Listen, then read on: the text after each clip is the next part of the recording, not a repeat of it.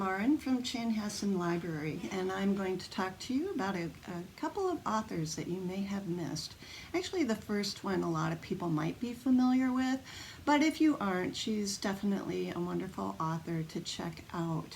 Her name is Lisa See, and she is of Chinese heritage and draws on that Asian culture for her family history to write about historical fiction.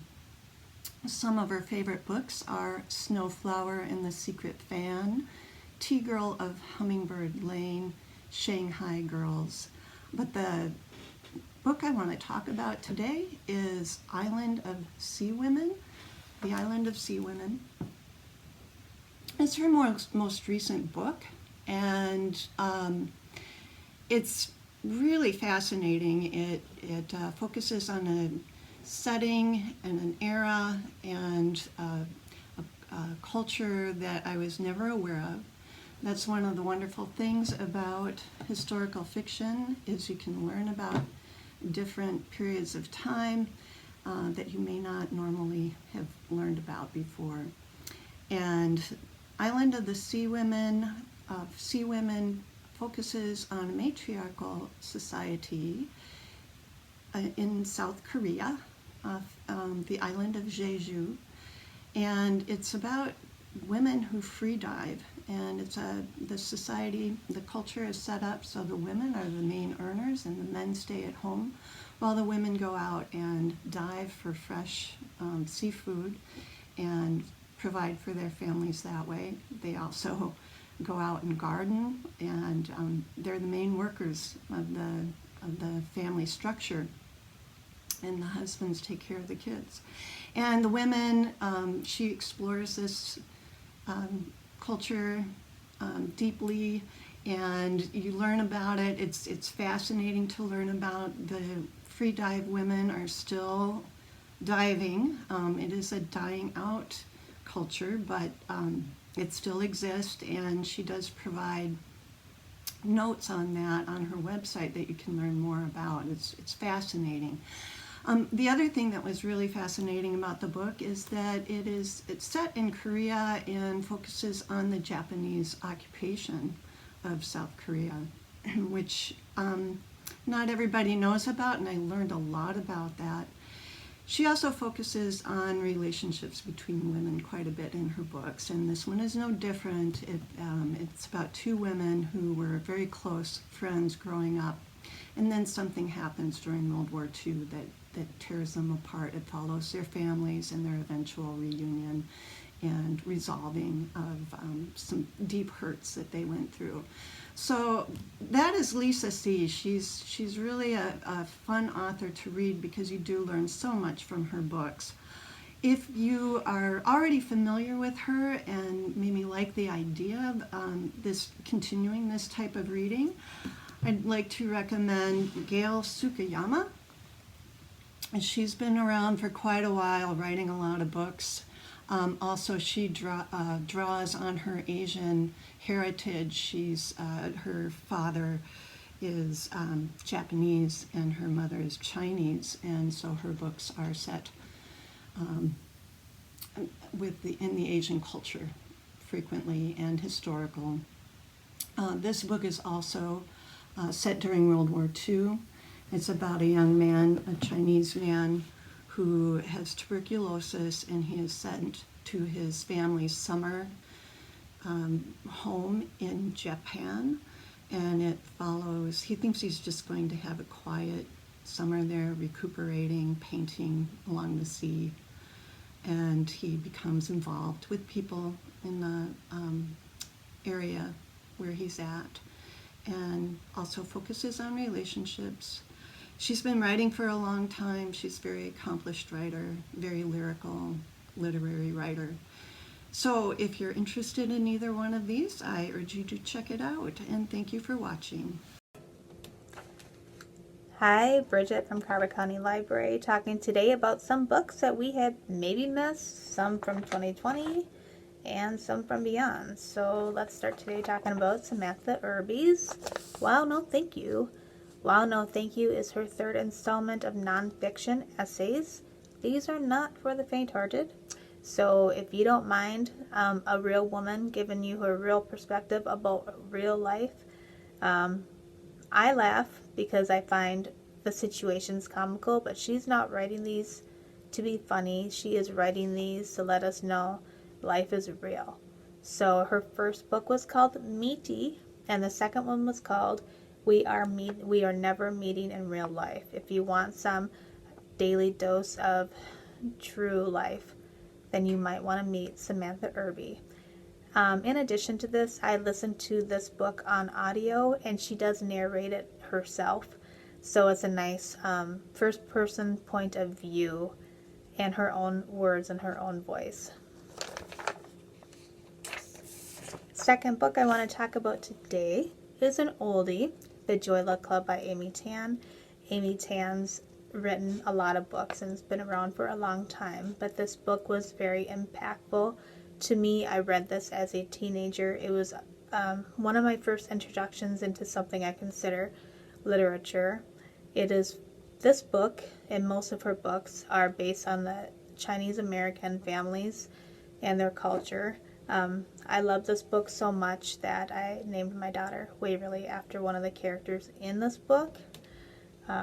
This is about Chinese immigrants and their daughters and that strife for assimilation versus culture, and brings some amazing stories of heritage and the bond between a mother and daughter, and fathers and daughters as well, and friends and aunties. So if you're looking for something that reaches out and grabs you and will make an impact in your life, don't forget about The Joy Luck Club by Amy Tan.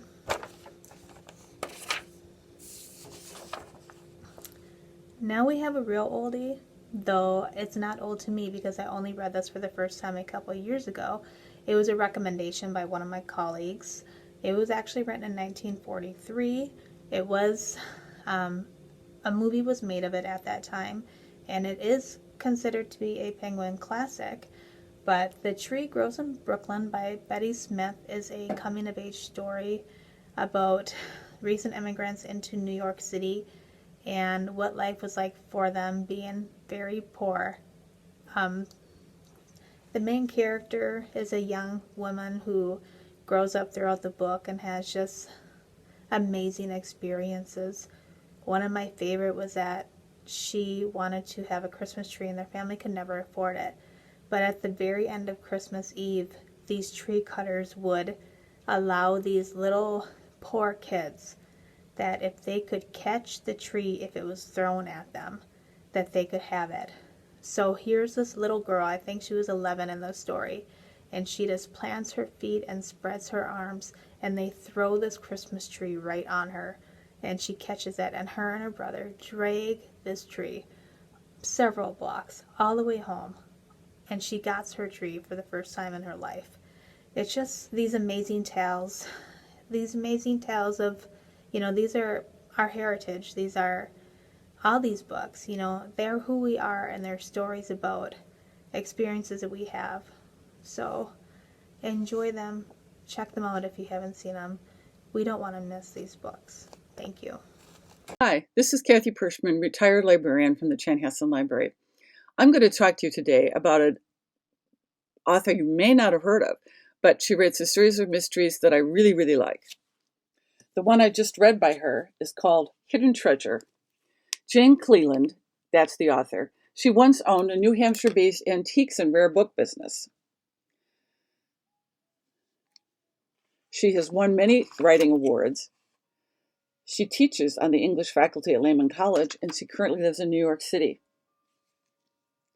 This is the 13th in the Josie Prescott series. Josie runs a successful New Hampshire antique business in the coastal town of Rocky Point. She and her husband have just bought an old Victorian in the town. The house was purchased from Lottie Wilson, who has moved to an assisted living facility. Her nieces contact Josie because they fear she may have inadvertently left behind an old antique trunk. They want to search the empty house. They come up empty. They don't find anything. But Josie, as she cleans the house, finds an unusual cupboard in the kitchen that doesn't seem to have anything behind it. And as she explores it, she figures out how to open it, and she finds an abandoned dumbwaiter. And in the dumbwaiter, she sees the antique trunk. It contains an old Bible, a packet of handwritten letters,